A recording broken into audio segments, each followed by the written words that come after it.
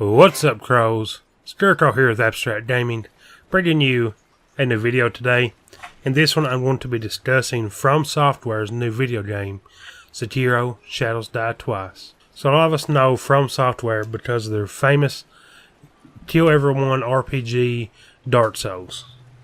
Now, since Dark Souls 3 came out, they've decided to step away from Dark Souls and to create something new. So they are working on this Sekiro: Shadows Die Twice, which is like a samurai version of Dark Souls.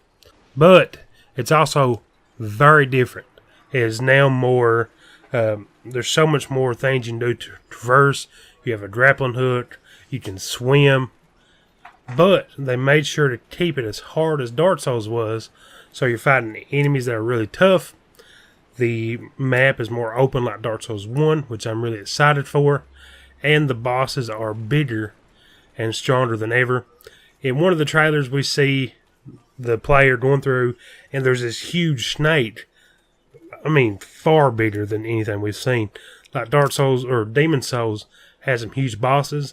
Nothing compared to how big that snake was. The player goes on to fight a bad monk on a bridge, and it showed some of the things you can do during the boss fight. In Dark Souls, it was mostly you two in a small corridor just hacking and slashing at each other. But this one, he was grappling in trees. There was a big old area full of stuff for you to do. And the boss looked extremely tough. Now, one of the new things they added that Dark Souls didn't have is he died once.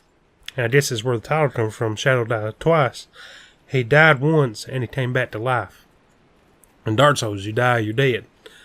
But also another thing, this is me one of the cons that they've mentioned. There is no multiplayer.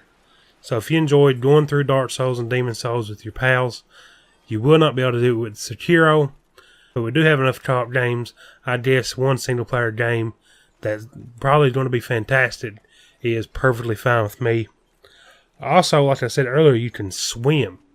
Now they mentioned this when it was talking about the boss fights. So most likely we may be fighting some monsters in water. How creepy would that be? Everyone's biggest fear is to fight monsters in water.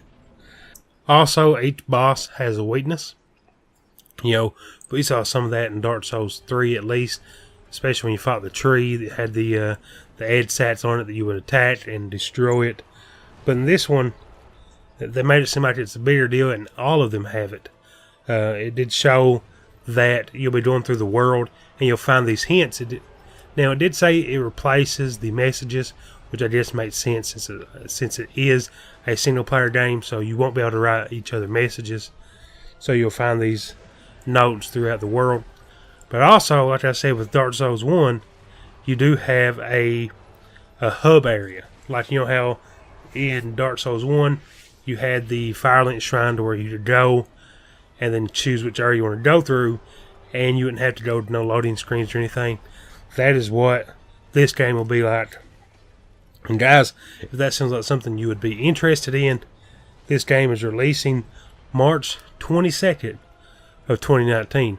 So I'm looking forward to it. I'm actually calling this year the year of the samurai because we have this, Onimusha, and so many other samurai games coming out, which is fantastic for me because I'm a huge Tenchu fan.